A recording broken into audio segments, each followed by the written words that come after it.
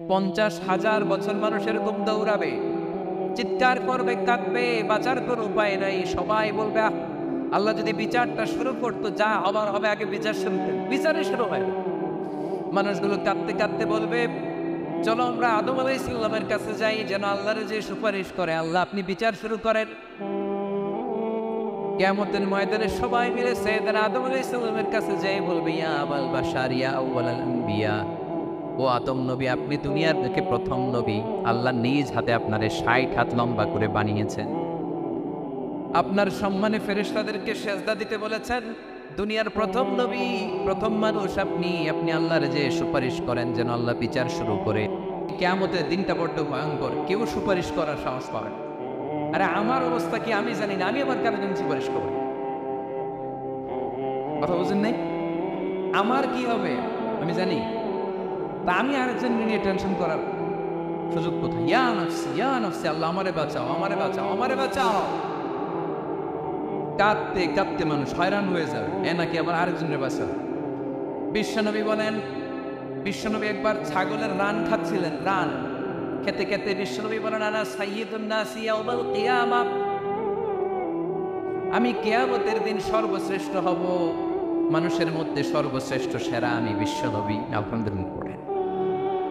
বিশ্বনবী বলেন, সেদিনটা বড্ড ভয়ঙ্কর।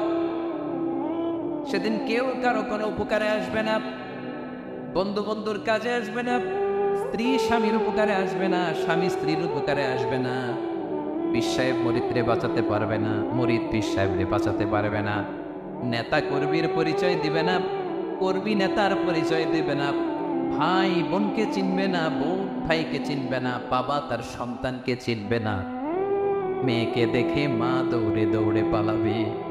বড্ড ভয়ঙ্কর দিন। বিশ্বনবী বলবেন, জমিনটা এখনকার মতো থাকবে না, পুরো জমিনটা সমান হয়ে যাবে, ফ্ল্যাট। এখন তো গোল, তখন ফ্ল্যাট। সবাই এক জমিনের উপরে দাঁড়াবে, সূর্যটা মাথার কাছে চলে আসবে। সূর্যের গরমে মানুষের মাথার মগজ গলে গলে কানের ছিদ্র, নাকের ছিদ্র দিয়ে বেয়ে বেয়ে পড়বে। সবাই হয়রান, পেরেশান, ক্লান্ত শ্রান্ত। মানুষগুলো বলবে, বাঁচার কোনো উপায় নাই। 50,000 বছর মানুষ এরকম দৌড়াবে, চিৎকার করবে, কাঁদবে, বাঁচার কোনো উপায় নাই। সবাই বলবে আল্লাহ যদি বিচারটা শুরু করতো, যা হবার হবে, আগে বিচার শুরু করতো। বিচারে শুরু হয়। বিচার শুরু হইতে 50,000 বছর। আল্লাহ 50,000 বছর, 5,000, 15,000, 50,000 বছর এরকম যাবে।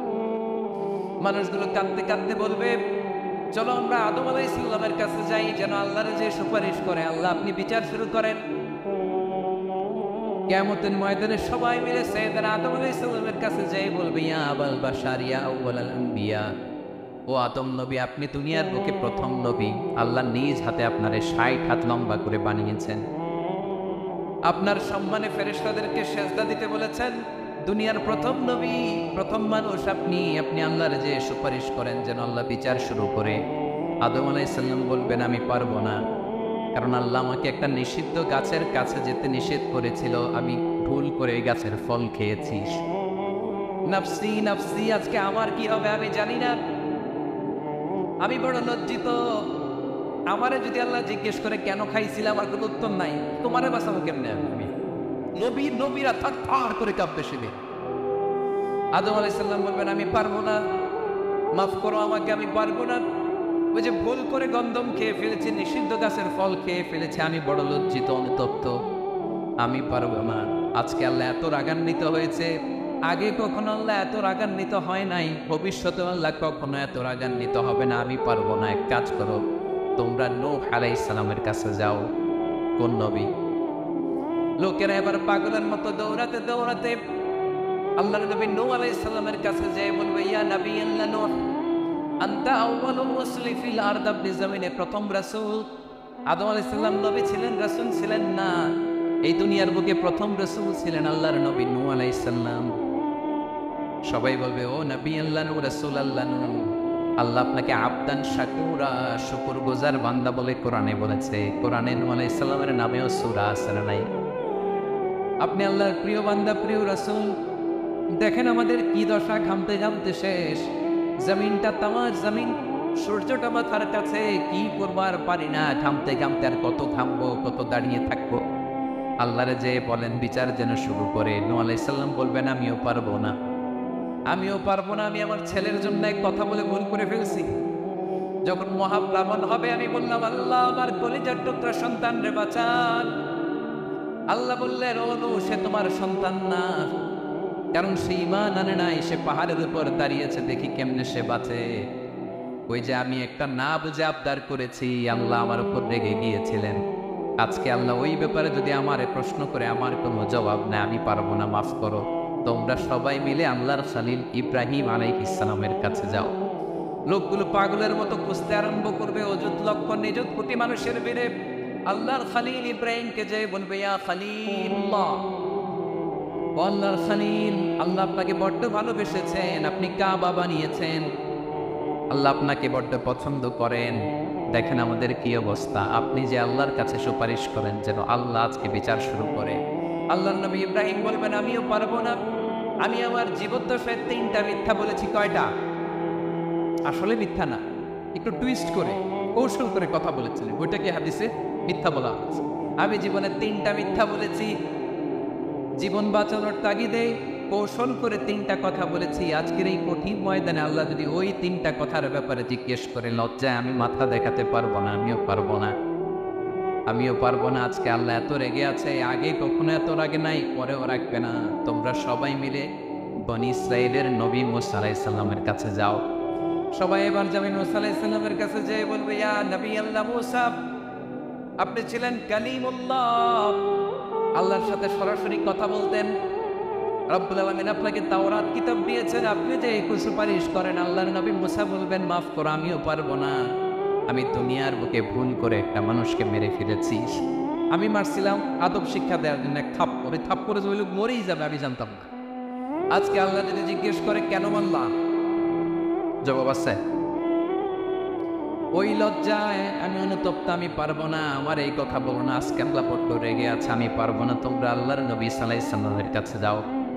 কিয়ামতের ময়দানে মানুষগুলো পাগল পাড়া হয়ে আল্লাহর নবী ঈসা আলাইহিস সালামের কাছে যাবে, যে বলবে নবী ঈসা আপনি রূহুল্লাহ, বাবা ছাড়া আল্লাহ আপনাকে বানিয়েছেন, ইনজিল কিতাব দিয়েছেন, মৃত মানুষকে আপনি জীবিত করতে পারতেন। আজকের এই কঠিন বিপদের দিনে আপনি আমাদের সাহায্য করেন। আল্লাহর কাছে যে বলেন যেন বিচার শুরু করে। ঈসা আলাইহিস সালাম বলবেন আমিও পারবো না, ইন্নী উবিদতু মিন দুনিল্লাহ, আমার উম্মত খ্রিস্টানেরা আল্লাহরে বাদ দিয়ে আমি ঈসার ইবাদত করেছে। আমার মা ম্যারি আর আমাকে ডাকতে জেসাস ক্রাইস্ট, আমার ইবাদত করেছে। যদিও আমি আমার ইবাদত করতে বলি না, ঈসা আলাইহিস সালামও ইবাদত করতে বলেছেন একজনের, তিনি কে?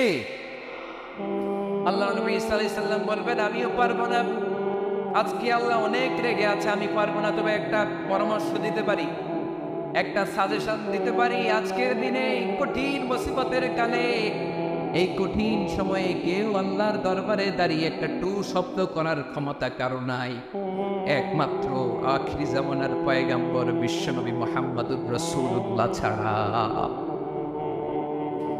মানুষগুলো এবার আগুনের মধ্যে পানি দিলে যেমনি আগুন নিভে যায়, দাউ দাউ করা হৃদয়ে জ্বলন্ত আগুন তাদের ঠান্ডা হবে।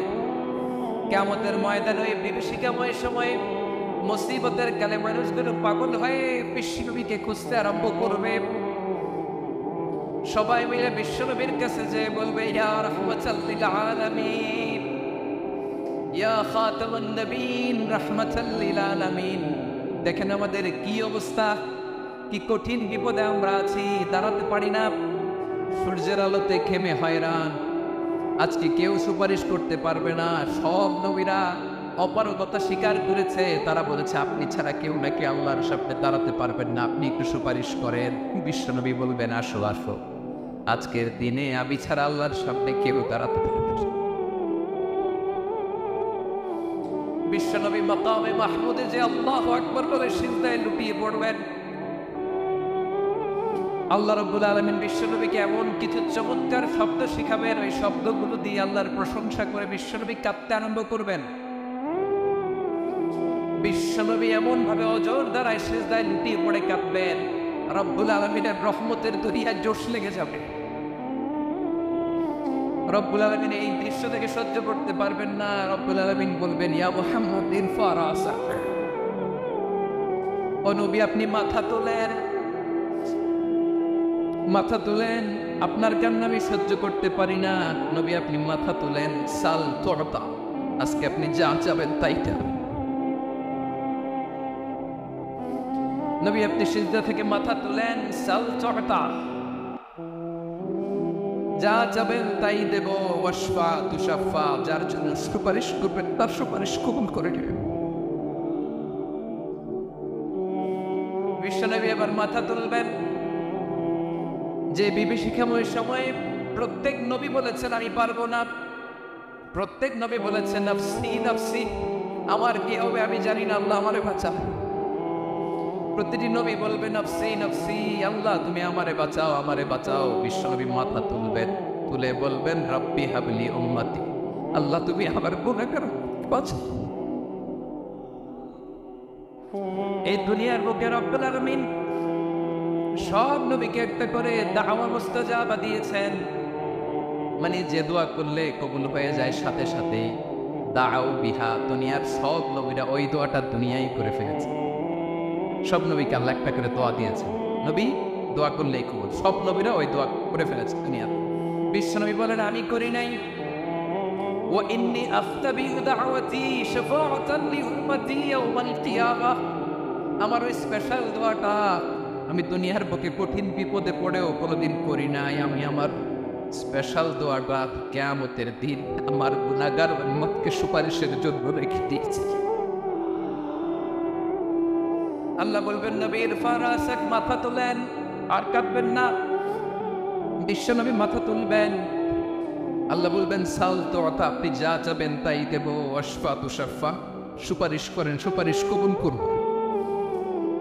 বিশ্বনবী বলবেন আল্লাহ ওই স্পেশাল দোয়াটা দুনিয়াতে করি নাই, আজকে আমি তোমার দরবারে দাঁড়িয়ে কিয়ামতের দিন ওই দোয়াটা করছি। আল্লাহ আমার যে উম্মতের হৃদয়ে যাররা পরিমাণ ঈমান আছে, আমার একটা উম্মতকেও তুমি জাহান্নামে ঢুকাতে পারবে না।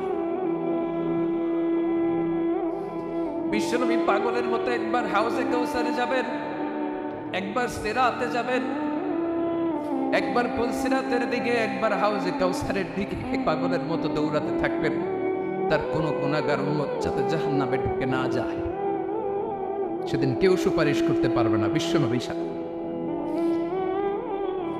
এজন্য 5 নম্বর আল্লাহ বললেন মান যাল্লাযী ইয়াশফাউ ইনদাহু ইল্লা বিইযনি, কার সাহস আছে, কার এত বড় বুকের পাটা কিয়ামতের কঠিন দিন আল্লাহর সামনে দাঁড়িয়ে সুপারিশ করবে? কার ক্ষমতা? কারো ক্ষমতা নাই। বিশ্বনবী সেদিন সিজদায় পড়ে উম্মতের জন্য কাঁদবেন, সবাই কাঁদবে নফসি নফসি, আল্লাহ আমারে বাঁচাও, আল্লাহ আমারে বাঁচাও। বিশ্বনবী বলবেন উম্মতি উম্মতি, বিশ্বনবী আমার জন্য কাঁদবেন, আপনার জন্য কাঁদবেন, আমাদের জন্য সেদিন কেঁদে কেঁদে জাহান্নামের দরজায় দাঁড়িয়ে আমাদেরকে টেনে টেনে জান্নাতে ঢুকাবে। এজন্য এই বিশ্বনবীর ভালোবাসা যেন আমাদের হৃদয়ে ভরপুর থাকে। আমার ভাইয়েরা, প্রতি শুক্রবার বিশ্বনবীর উপরে বেশি বেশি যেন আমরা দুরূদ পড়ি। আমরা যখন বিশ্বনবীর সালাম দেই, দুরূদ পড়ি, একদল স্পেশাল ফেরেশতা আছে যারা বিশ্বনবীর দুরূদটা নিয়ে সরাসরি বিশ্বনবীর রওজায় যায়, যে বলে অমুকের বেটা অমুক আপনারে সালাম দিয়েছে। বিশ্বনবী নিজ কবরের থেকে নিজেই সালামের উত্তর দেয়। বিশ্বনবীর ভালোবাসা যেন আমাদের হৃদয়ে থাকে, বিশ্বনবীর সুন্নাহ দিয়ে যেন আমাদের জীবনটাকে সাজাই, পারা যাবে ইনশাআল্লাহ। বিশ্বনবীর ভালোবাসা ছাড়া কেউ জান্নাতে ঢুকতে পারবে? বিশ্বনবীর পক্ষে আমরা বলব, বিশ্বনবীর পক্ষে আমরা লিখব, বিশ্বনবীর জন্য আমরা আমাদের কলিজার রক্তে মিলিয়ে দিব, ঠিক কিনা বলেন? সেদিন বিশ্বনবী ছাড়া কেউ সুপারিশ করতে পারবে না। 5 নম্বর আল্লাহ বললেন মান যাল্লাযী ইয়াশফাউ ইনদাহু ইল্লা বিইযনি, কে আছে সুপারিশ করবে আল্লাহর সামনে? আর আপনি আপনার বাবার দরবারে যে সিজদা, হ্যাঁ, ইব্রাহিম আলাইহিস সালাম থারথার করে কাঁপবে আর বলবে নফসি নফসি, আল্লাহ আমারে বাঁচাও। মুসা আলাইহিস সালাম থারথার করে কাঁপবে, আল্লাহ নফসি নফসি, আমারে বাঁচাও। আর আপনি পীরের দরবারে যে সিজদা দেন, কোথায় আছেন আপনি? খবরদার, কেউ বাঁচাতে পারবে না। যাকে ইল্লা আল্লাহ যাকে অনুমতি দেন বিশ্বনবীকে দিবেন, নবীদেরকে দিবেন। এরপরে আল্লাহ তার স্পেশাল ওয়ালিদেরকে, মুত্তাকিনদেরকে, শহীদদেরকে, সিলেক্টেড বান্দাদেরকে দিবেন। কিন্তু কাকে দিবেন, কার জন্য দিবেন, দুনিয়ার কেউ জানে না একদিন ছাড়া তিনি কে। আল্লাহর ওয়ালিদেরকে, নেককার লোকদেরকে আল্লাহ সুপারিশের অনুমতি দিবেন, কিন্তু আপনি যারে মানেন, যার পায়ে সিজদায় লুটিয়ে পড়ে থাকেন, তারে যে আল্লাহ দিবেন, এটার কোনো গ্যারান্টি আছে? কথা বলেন। এজন্য জপতে হবে একজনের নাম, আওয়াজ করে বলুন তিনি কে। আয়াতুল কুরসির 5 নম্বর কথা হচ্ছে, সেদিন কেউ কারো উপকারে আসবে না, সুপারিশ করার সুযোগ পাবে না, আল্লাহ যাকে অনুমতি দেয় তিনি ছাড়া। কয়টা গেল? 6 নম্বর আল্লাহ বললেন, ইয়ালামু মা বাইনা আইদিহিম ওয়া মা খালফাহুম। তোমাদের সামনে, তোমাদের পেছনে যখন যেটাই ঘটুক না, জানে কে? আওয়াজ করে বলুন, কেউ যেটা জানে না, জানে কে? কেউ যেটা দেখে না, দেখে কে? কেউ যেটা শোনে না, শোনে কে? ইয়ালামু মা বাইনা আইদিহিম ওয়া মা, দৃষ্টিগোচর, দৃষ্টির বাইরে যা ঘটে কে জানে? তবে ঘরের ভিতরে ঢুকে জানালা বন্ধ করে লাইট অফ করে যদি আমরা কিছু করি, ওইটা আর আল্লাহ জানে। জানে? ওইটাও জানে। যত কালো পর্দা লাগায় লাইট বন্ধ করে একা একা পাপ করেন, দেখে কে? এজন্য অন্ধকারে পাপ করলেও সেখানে আল্লাহর দৃষ্টি আছে না নাই? আলিমুল গায়বি ওয়াশ শাহাদা, দৃশ্য অদৃশ্য সব জানে, সব। আল্লাহ বলেন, ওয়া আসিররু কাওলাকুম আও ইজহারু বিহি ইন্নাহু আলিমুন বিযাতিস সুদূর। প্রকাশ্যে করো কিংবা গোপনে করো, সব জানেন। এমনকি অন্তরে অন্তরে কি ভাবো তাও জানেন। মুখে গালি দেন নাই, মনে মনে গালি দিয়েছেন, ওটা তোর আল্লাহ জানে না? আলিমুন বিযাতিস সুদূর, অন্তরে যা আছে ওইটাও। ইয়ালামু খাইনাতাল আ'য়ুন ওয়া মা তুখফিস সুদূর। চোখ দিয়ে, অনেকে দেখতেন চোখ দিয়ে চোখ মারে,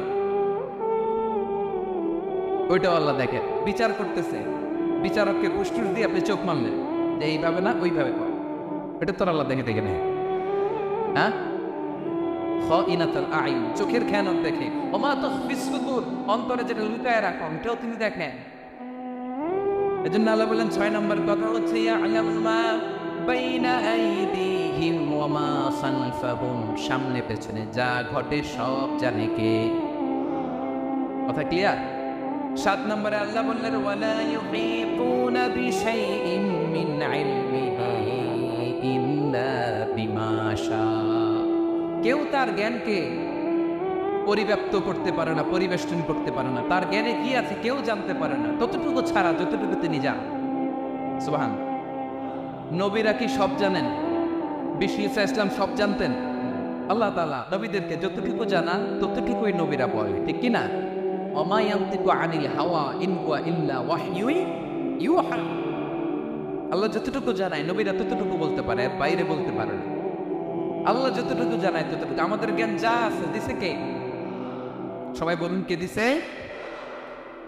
এজন্য আল্লাহ বলে, আমি যদি জ্ঞান দেই তাইলে তোমরা জ্ঞান পাও, এছাড়া জ্ঞানের কোনো মাধ্যম দুনিয়াতে। আর আমাদের জ্ঞান একেবারে কম, এই জ্ঞান নিয়ে আমরা বড়াই, কত বড়াই করি। জ্ঞানের কত বড়াই, গর্ব অহংকার, কত গরম আছে না নাই? আহা, কি জ্ঞান আছে আপনার? কি জানেন বলেন? ভবিষ্যৎ জানেন? কালকে কি হবে জানেন? তো কি জানেন আপনি? কালকে কি হবে এটাই তো জানেন। এখন কি হবে তাই জানেন। পিছনে কি করছিলেন এটা মনে রাখতে পারেন। আজ থেকে 1 মাস আগে এই বিকেলে আপনি কি করতেছিলেন মনে আছে? এত দূরে যাওয়া লাগে না। আজ থেকে 1 সপ্তাহ আগে রাত্রে বেলায় কি খাইছিলেন মনে আছে? আজ থেকে 5 দিন আগে কোন জামাটা পরছিলাম মনে আছে? তো কি জানেন আপনি? কিছুই না। আমাদের জ্ঞানকে আল্লাহ বলেছেন কালিল। কি বলেছেন? এজন্য রব্বুল আলামিন বলেন, তোমাদের জ্ঞান হলো কালিল। ওয়া মা উতীতুম মিনাল ইলমি ইল্লা কালিলা। একেবারে যত সামান্য জ্ঞান আমি আল্লাহ তোমাদেরকে দিয়েছি, আসল জ্ঞান ভান্ডার একমাত্র আমি আল্লাহর কাছে। তাহলে আমাদের জ্ঞানকে আল্লাহ কি বলেছেন? কালিল। একটু বলুন কি বলেছেন? কালিল মানে কি? একটা মহাসাগরের মধ্যে, খেয়াল করে শুনেন বুঝবেন, একটা মহাসাগরের মধ্যে একটা চড়ুই পাখি যে যদি একটু পানি খায়, পানি খাওয়ার পরে ওই চড়ুই পাখির ঠোঁটে যে একটু পানি লেগে থাকে ওইটারে বলে কলি। আল্লাহ বলে মহাসাগর থেকে পানি খাওয়ার কারণে চড়ুই পাখির ঠোঁটে যে একটু পানি লেগে আছে, এই পানিটা হচ্ছে তোমরা পৃথিবীতে যারা আসে সবার জ্ঞান, সবাই মিলে এতটুকু জ্ঞান, আর পুরো মহাসাগরের পানি হচ্ছে আমি আল্লাহর জ্ঞান। তাহলে আপনার জ্ঞান তো অনেক বেশি। এজন্য জ্ঞানের বড়াই করা যাবে না। আল্লাহ বলেন ওয়ালা ইউহিতুনা বিশাইইন মিন ইলমিহি ইল্লা বিমা শাআ। আল্লাহ যতটুকু জানান ততটুকুই আমরা জানি, তিনি যে কত জানেন আমাদের কোনো ধারণা নাই। ঠিক কিনা বলেন? কয়টা গেল? 7টা। আর রইল কয়টা? 8 নম্বরে আল্লাহ বলেন ওয়াসিআ কুরসিয়ুহুস সামাওয়াতি ওয়াল আরদা। তার কুরসি আকাশ জমিন বিস্তৃত।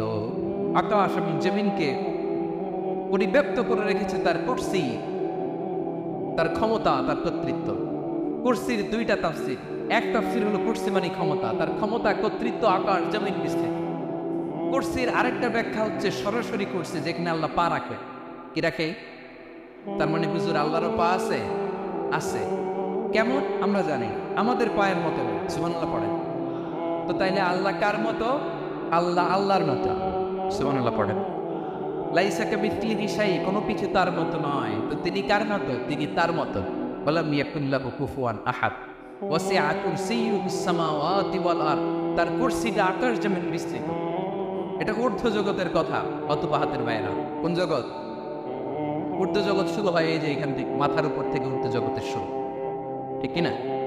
এই যে শূন্যে যা দেখেন এটা প্রথম আকাশের মহাশূন্য। আল্লাহ বলেন ওয়ালাকাদ যায়্যারনাস সামাআদ দুনিয়া বিজিনাতিল কাওয়াকিব। প্রথম আকাশের মহাশূন্যকে আমি তারা, গ্রহ দিয়ে সুশোভিত করেছি। আমাদের পৃথিবীর চাইতে অনেক বড় গ্রহ আছে, যেমন সূর্য পৃথিবীর চেয়ে 13 লক্ষ গুণ বড়। কয় গুণ? 13 গুণ, 1300 গুণ, 13,000 গুণ। কত গুণ? আরো জোরে কত গুণ? চিন্তা করছেন পৃথিবীটা কত বড়, আর সূর্য নাকি পৃথিবীর চেয়ে? তার মানে সূর্যই কি সবচেয়ে বড়? না, সূর্যের চেয়ে কোটি কোটি গুণ বড় তারা আছে। এরকম কোটি কোটি তারা নিয়ে আমাদের গ্যালাক্সি মিল্কি ওয়ে। এরকম কোটি কোটি গ্যালাক্সি আছে প্রথম আকাশের মহাশূন্যের মধ্যে। এরপরে দ্বিতীয় আকাশ। এই দ্বিতীয় আকাশটা প্রথম আকাশের তুলনায় কত বড়? বিশ্বনবী বলেন তোমার হাতের আংটি যদি মরুভূমির মাঝখানে ফেলে দাও, পুরো মরুভূমির তুলনায় তোমার হাতের আংটি যত ছোট, দ্বিতীয় আসমানের তুলনায় প্রথম আসমানটা ঠিক তত ছোট। তৃতীয় আসমান আবার ওইটার তুলনায় দ্বিতীয় আসমানটা একটা আংটির সমান। চতুর্থ আসমানের তুলনায় মরুভূমির মাঝখানে তৃতীয় আসমানটা আংটির সমান। একটার চেয়ে আরেকটা কত বড় আমি বলতে পারবো, তারা শুনতে পারবেন, আমরা কল্পনা এটা ধারণ করতে পারবো। পঞ্চম, ষষ্ঠ, সপ্তম, 7 আকাশ শেষ। কি শেষ? এর উপরে আছে বাইতুল মামুর। কি নাম? এটা ফেরেশতাদের মসজিদ, ফেরেশতাদের কিবলা, ফেরেশতাদের কাবা। আমরা যেমন মক্কায় কাবা, ফেরেশতাদের কাবা, কিবলার নাম হচ্ছে আল বাইতুল মামুর। 7 আসমানের উপরে। এটা কত বড় শুনেন। প্রতিদিন বিশ্বনবী বলেন প্রতিদিন এই আল বাইতুল মামুর ফেরেশতাদের মসজিদে 70,000 ফেরেশতা ইবাদতের জন্য চান্স পায়। প্রতিদিন কয় হাজার? একবার ঢুকে যে বের হয়ে যায় কিয়ামতের আগে দ্বিতীয়বার আর তারা চান্স পাবেন না। আল বাইতুল মামুর ওইটা শেষ। এরপরে সিদরাতুল মুনতাহা। কি নাম? সীমান্ত বৃক্ষ। এটা আরো বড় একটা বিশাল বড় বড়ই গাছ আল্লাহ বানাইছে। ওয়া ইলাইহি ইয়ানতাহি ইলমুল মালাইকা। ফেরেশতাদের জ্ঞান সীমানা ওইখানেই শেষ। এর উপরে কি হয় ফেরেশতারা আর জানে না। ফেরেশতাদের ক্ষমতা এখানে শেষ। সিদরাতুল মুনতাহা, সিদরাতুল মুনতাহার এরিয়া শেষ। এরপরে শুরু হয় আল্লাহুল মাহফুজ। কোরআনের বাড়ি। কোরআনের বাড়ি কই? বাল হুয়া কুরআনুল মাজিদ ফি, এটা মিন দুররাতিন বাইদা, সাদা ঝকঝকে ডায়মন্ড দিয়ে আল্লাহ বানাইছে। আমাদের সবার তাকদীর আগুলপি ওইখানে লেখা। কি হবে না? কোরআনের বাড়ি ওইটা। ওইটা শেষ। এরপরে শুরু হয় লা জামান লা মাকান এরিয়া। ওইখানে কোনো জামান নাই, মাকান নাই, no time no space area শুরু। ওইখানে কুরসি, যেখানে আল্লাহ পা রাখেন বা কুদরতি পা রাখেন। আল্লাহর কুরসি। বড় রাজা বাদশারা সিংহাসনে বসে পা রাখে একটা টেবিলের উপর, শাহী টেবিল, ওইটার নাম কুরসি। আল্লাহ বলে ওয়াসিআ কুরসিয়ুহুস সামাওয়াতি ওয়াল আরদ, আল্লাহর এই কুরসিটা এতক্ষণ যা বললাম এই সবগুলোর চাইতেও বড়। কুরসির উপরে আছে আল্লাহর আরশ, আর রহমানু আলাল আরশি ইস্তাওয়া, রব্বুল আলামিন ওই আরশের উপরে, আমি যেমনি চেয়ারের উপরে এরকম। যেভাবে আল্লাহর জালালিয়াত, হিজ হাইনেস, ইন রয়্যালনেস, আল্লাহর জালালিয়াত, আল্লাহর কুদরতের মাধ্যমে যেভাবে আল্লাহ আরশের উপর থাকা দরকার, আল্লাহ সত্তা, আল্লাহ ঠিক ওইভাবে আছে, আরশের উপরে আছে। ওয়া ইয়াহমিলু আরশা রাব্বিকা ফাওকাহুম ইয়াওমাইযিন সামানিয়া, কিয়ামতের দিন আল্লাহর এই আরশটা 8 জন ফেরেশতা বহন করবে। আরশ বহনের জন্য আল্লাহর ফেরেশতা লাগে, কোন কাজের জন্যই আল্লাহর ফেরেশতা লাগে। আল্লাহ বলে কোন, ফায়াকুন, হয়ে যায়। তারপরে আল্লাহ নিয়োজিত রেখেছে। সেদিন কিয়ামতের দিন আল্লাহর আরশটা বহন করবে কয়জন ফেরেশতা? এদের সাইজ কত বড়? শুনতে মনে চায়? বিশ্বনবী বলেন ইন্না মা বাইনা শাহমাতি উযুনিহি ইলা আতিকিহি মাসিরাতু 700 সানা। বিশ্বনবী বলেন ওই ফেরেশতার সাইজ আমি দেখে এসেছি কত বড়, শোনো। যারা আল্লাহর আরশ গমন করবে পুরো সাইজ বলা যাবে না। বিশ্বনবী বলেন ওই ফেরেশতার কানের লতি থেকে কাঁধ বরাবর, আপনার কানের লতি থেকে কাঁধ কতটুকু হবে? 4 আঙ্গুল 5 আঙ্গুল। বিশ্বনবী বলেন যে 8 জন ফেরেশতা কিয়ামতের দিন আল্লাহর আরশের পায়া ধরে থাকবে, ওই ফেরেশতাগুলোর কানের লতি থেকে কাঁধ বরাবর আসতে সবচেয়ে দ্রুতগামী যানবাহন, পৃথিবীতে সবচেয়ে দ্রুত চলে আলোর ফোটন। আলোর ফোটন 1 সেকেন্ডে চলে 3 লক্ষ কিলোমিটার। কয় লক্ষ কিলোমিটার? 1 ঘন্টায়, 1 মিনিটে, কয় সেকেন্ডে? 1 সেকেন্ড কইতে তো 2 সেকেন্ড লাগে। 1 সেকেন্ডে আলোর ফোটন, আলোর কণা ছুটে 3 লক্ষ কিলোমিটার বেগে। বিষ্ণু বলেন এরকম যানবাহন দিয়ে যেটা সেকেন্ডে 3 লক্ষ কিলোমিটার বেগে ছুটে, এরকম দ্রুত যদি কেউ ছুটে তাহলে ওই ফেরেশতার কানের লতি থেকে কাঁধ বরাবর আসতে 700 বছর সময় লাগে।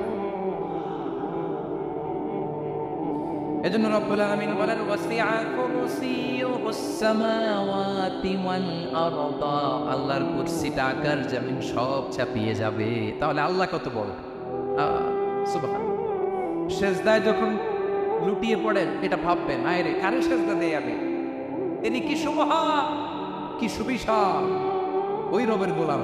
আলহামদুলিল্লাহ পড়েন। 9 নম্বরে আল্লাহ বলেন ওয়ালা ইয়াউদুহু হিফযুহুমা, এই বিশাল আকাশ জমিনকে রক্ষণাবেক্ষণ করতে যে আল্লাহ কশিন কালেও ক্লান্ত হয় না, নাকি আমার আপনার মতো ক্লান্ত হয়? আল্লাহর ক্লান্তি আছে, শ্রান্তি আছে, বিশ্রাম আছে, বিরাম আছে, ঘুম, জিমানি? সুবহানাল্লাহ পড়েন। আল্লাহ বলে ওয়ালা ইয়াউদুহু হিফযুহুমা, এদেরকে রক্ষণাবেক্ষণ করতে আল্লাহ ক্লান্ত হয়ে পড়েন না। 9 নম্বরে বললেন আল্লাহর কোনো ক্লান্তি নাই, সব কিনো দেখভাল করেন, প্রতি মুহূর্তে প্রতি সেকেন্ডে যার যেটা লাগে করেন। এই পুরো বসুন্ধরা পৃথিবী মহাবিশ্ব যেভাবে চলা দরকার সৃষ্টির পর থেকে আজও চলছে। চালায় কে? ইঞ্জিনিয়ারটা কে? আসল কারিগরটা কে? 9 নম্বর চলে গেল, আল্লাহ ক্লান্ত হন না। আর বাকি রইল কয়টা? সব শেষে আল্লাহ তাআলা বললেন ওয়া হুয়াল আলিয়্যুল আযীম, ওয়া হুয়াল আলিয়্যুল আযীম, তিনি হচ্ছেন আল আলিয়্যুল আযীম, সবশেষ কথা। প্রিয় ভাইয়ের, আমি বলেছিলাম আয়াতুল কুরসিতে আল্লাহর মোট কয়টা সুন্দর সুন্দর নাম আছে? 2টা তো বলে ফেলছে, এগুলো কি ছিল? আল হাইয়্যু, আল কাইয়্যুম। এবার সবশেষে 3 আর 4 নাম্বারটা আসছে, এটা কি? একটা আল আলী আর একটা আযীম। 3 নাম্বারটা হচ্ছে আল আলী, 4 নাম্বারটা আযীম। আল আলী মানে হচ্ছে সর্বোচ্চ, দ্য গ্রেটেস্ট, দ্য হাইয়েস্ট। তার উপরে কেউ আছে? ঊর্ধ্ব জগতের যে বর্ণনা দিছে, কি বুঝলেন? আল্লাহর উপরে কেউ আছে? এই জন্য তিনি হচ্ছেন আল আলী, সবচেয়ে উপরে, সর্বোচ্চ, দ্য হাইয়েস্ট। তার উপরে কেউ? এজন্য আল্লাহ বলেন সাব্বিহ ইসমা রাব্বিকাল আ'লা। আল আলিয়াত, আল আ'লা কাছাকাছি অর্থ প্রশংসা করো ওই আল্লাহর যিনি বলেন আ'লা, সবচেয়ে বড়। তার চেয়ে বড় কেউ আছে নাকি? তার উপরে কেউ আছে নাকি?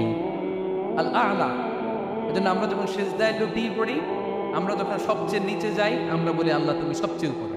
আমরা যখন সিজদায় যাই, আমরা তখন সবচেয়ে কি? নিচে, তাই না? এর চেয়ে নিচে আর মানুষের সবচেয়ে দামি অঙ্গ কপালটারে মাটিতে কষি, আমি সবচেয়ে নিচে, আর আমি বলি সুবহানা রাব্বিয়াল আহা সুবহান রাব্বিয়াল আ'লা। আল্লাহ তুমি সবচেয়ে উপরে, আমি সবচেয়ে নিচে, কিন্তু তুমি সবচেয়ে উপরে। সুবহানাল্লাহ পড়ে। আল্লাহ বলে আমি হলাম আল আলিম। 4 নম্বরে আমি হলাম আল আযীম, হাইয়্যু কাইয়্যুম। শেষে বললেন আমি হলাম আল আলী, আমি হলাম আল আযীম। আযীম মানে সুমহান, দ্য সুপ্রিম। সুপ্রিম আল্লাহর সবকিছু চরম পর্যায়ে। তার সবকিছু কি? আল্লাহর শাস্তি চরম পর্যায়ে, আল্লাহর দয়া পরম পর্যায়ে, তার সৃষ্টি প্রকাণ্ড, আর ক্ষমতা প্রচন্ড। তিনি আল আলী, আল আযীম। আওয়াজ করে পড়েন আল্লাহু আকবার। আল্লাহ বলে আমি হলাম আল আলী, আমি হলাম আল আযীম, আমি হলাম সুমহান। আমার সবকিছু বড়, আমার শাস্তি বড়, আমার দয়াও বড়, মায়াও বড়। আমি যখন শাস্তি দেই, আমার শাস্তির মতো কেউ শাস্তি দিতে পারে না। আমি আল্লাহ সবসময় ধরি না, ধরলে ছাড়ি না। ঠিক কিনা?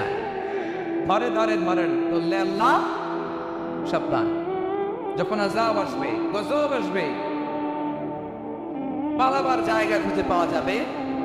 সামান্য ভূমিকম্প দিলে আমাদের অবস্থা কি হয় দেখেন তো? হ্যাঁ, সামান্য একটু ভূমিকম্প দিলে বাঁচার উপায় আছে? আল আযীম, ইন্না যালজালাতাস সাআতি শাইউন আযীম। কিয়ামতের সেই প্রকোপটা বড্ড ভয়ঙ্কর, বড্ড ভয়ঙ্কর। এজন্য আমরা সে আল্লাহর ইবাদত করি যিনি কখনো ঘুমান না, যিনি ক্লান্ত হন না, যার লয় নাই, যার কোনো ভয় নাই, যিনি ছাড়া আমাদের বাঁচার কোনো উপায় নাই। ঠিক কিনা বলেন? 10 নম্বর ক্লিয়ার? আলহামদুলিল্লাহ পড়ে। যা বললাম আমরা যেন আমল করতে পারি। তাহলে একটি আয়াতের তাফসীর শুনলাম। আয়াতটার নাম প্রত্যেক ফরজ নামাজের পরে পড়বেন, সকাল সন্ধ্যা পড়বেন, ওয়াজিফা হিসেবে মানবেন তো? কোন সূরায়? আয়াত নাম্বার? মোট কয়টা কথা? 1 নম্বর, আল্লাহ ছাড়া কোনো ইলাহ নাই, তাকে ছাড়া কাউকে সেজদা দেব। 2 নম্বর, তিনি আল হাইয়ুল কাইয়্যুম, সব করবে, তিনি মরবে। গোটা বিশ্ব তার কাছে ঠেকা, তিনি কারো কাছে ঠেকা। 3 নম্বর, তার কমও নাই, কমের আগে যে জীবনী আছে সেটাও। 4 নম্বর, আকাশ জমিন এর মাঝে যা আছে সবকিছুর আসল মালিকানা কার। 5 নম্বর, কিয়ামতের দিন যখন থারথার করে নবীরা কাঁপবে, তার অনুমতি ছাড়া কেউ আল্লাহর দরবারে দাঁড়িয়ে সুপারিশ করতে পারবে। 5 নম্বর, আমাদের সামনে পেছনে উপরে নিচে প্রকাশ্যে গোপনে যা ঘটে কেউ দেখে না, দেখে কে? কেউ জানে না, জানে কে? আল্লাহর জ্ঞানের বাইরে নতুন করে কেউ জ্ঞান প্রডিউস করতে পারে না। তিনি যতটুকু জানায় ততটুকুই জানি, তিনি না জানালে জানানোর সাধ্য কারো। তার কুরসি, তার কর্তৃত্ব ক্ষমতা আকাশ জমিনকে বিস্তৃত করে আছে। ঠিক কিনা বলেন? কিন্তু মহাবিশ্বকে পরিচালনা করতে, রক্ষণাবেক্ষণ করতে তিনি খুব ক্লান্ত হয়ে যায় না? ক্লান্ত হয়? তিনি আল আলী, দ্য হাইয়েস্ট, সর্বোচ্চ, আল আযীম, দ্য সুপ্রিম। তার ক্ষমতার সামনে দাঁড়াবার ক্ষমতা কারো নাই। ঠিক কিনা বলেন? সে আল্লাহর গোলাম হতে পেরে আমরা খুশি না বেজার? আমরা যা করবো আল্লাহর খুশি করার জন্য করব, যা করবো আল্লাহর রাজি খুশির জন্য করব। মনের দুঃখ জ্বালা ফেসবুকে শেয়ার দেওয়ার আগে আমি শেয়ার দেব কার সাথে?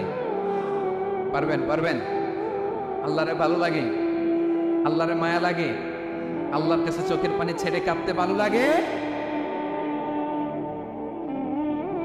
সূরাতুল বাকারা আয়াত নাম্বার 200, সবাই বলুন 255 নম্বর। মুখস্থ আছে সবার? পড়েন তো, পড়েন। এটা আয়াতুল কুরসি, এটা কোরআনের সবচাইতে দামি আয়াত। 6236টা আয়াতের মধ্যে থেকে সবচাইতে দামি আয়াত, আযম আয়াত ফিল কুরআনিল কারীম। আল্লাহর কোরআনের সবচাইতে দামি আয়াত, the greatest verse in the Quran. Ubai ibn Kab রাদিয়াল্লাহু তাআলা আনহুকে বিষ্ণু সাল্লাল্লাহু আলাইহি ওয়াসাল্লাম জিজ্ঞেস করলেন, উবাই বলো তো কোরআনের কোন আয়াতটা সবচেয়ে সেরা? উবাই জানেন, তারপরে বললেন আল্লাহু ওয়া রাসূলুহু আ'লাম, আল্লাহ আল্লাহর রাসূল ভালো জানেন। দেখেন কত বিনয়ী ছিলেন সাহাবারা, জেনেও উত্তর দিতে চাইতেন না, ভাবতেন না জানে বিষ্ণুনবী নতুন কিছু আমাদেরকে জানায়। বিষ্ণুনবী আবার বললেন, তুমি কি জানো কোরআনের সবচেয়ে শ্রেষ্ঠ আয়াত কোনটা?